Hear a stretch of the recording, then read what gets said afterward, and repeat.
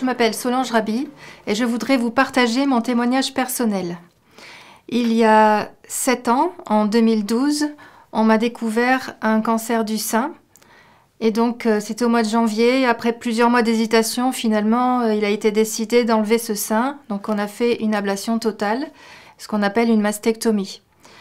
Alors, bien sûr, je suis chrétienne.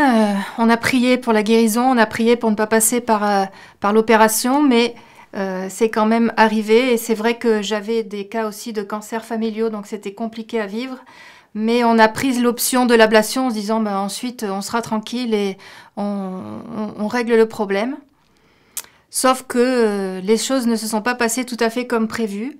Et la reconstruction qui devait être facile, il y avait une ablation et reconstruction en même temps, s'est avérée très difficile. Au lieu de 1 ou 2 opérations, j'en suis arrivée à 10 opérations au total entre 2012 et 2018.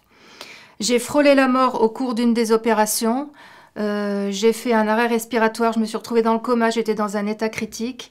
Et ce que je peux dire, c'est qu'au cours de cette expérience qui a été douloureuse, qui a été une série de malchance, il y a eu aussi une série de bénédictions. Et Dieu a toujours été là, il a toujours mis un stop à ce que Satan essayait de faire, parce que vraiment j'ai été attaquée dans mon corps et à tous les niveaux, mon couple et mes enfants également, parce que tout le monde vit l'épreuve ensemble. Et j'ai vraiment vécu un miracle, dans le sens où j'ai vécu des guérisons au cours de cette période, et en même temps j'ai vécu le relèvement de Dieu.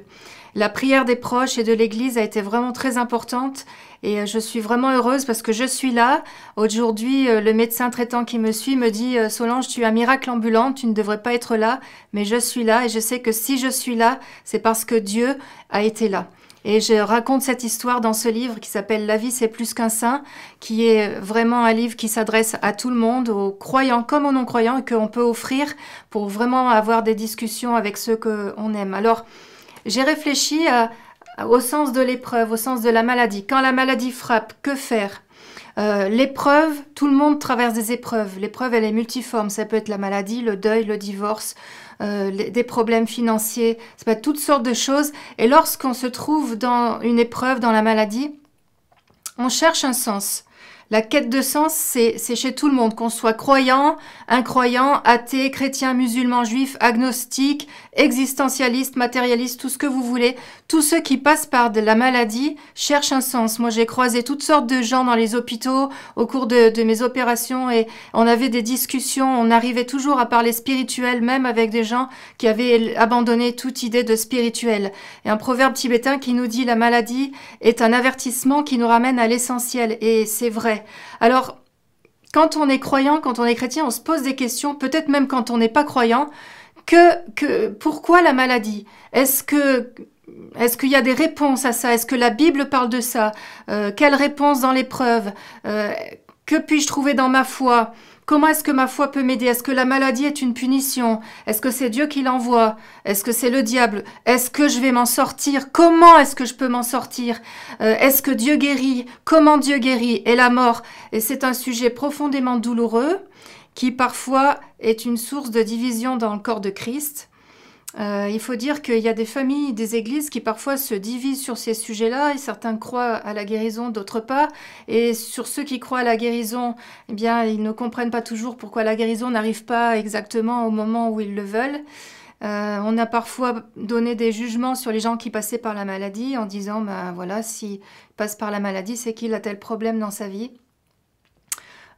Il faut reconnaître que la multiplication des guérisons est un signe de réveil spirituel, et l'absence de guérison est aussi un signe de tiédeur spirituelle. Alors, après avoir passé tout cela dans ma propre vie, je me suis interrogée sur ce que la Bible enseigne à propos de la maladie et de l'épreuve. Parce que le fondement, c'est la Bible, c'est pas mon expérience, c'est pas ce que j'ai vécu, c'est ce que dit la parole de Dieu.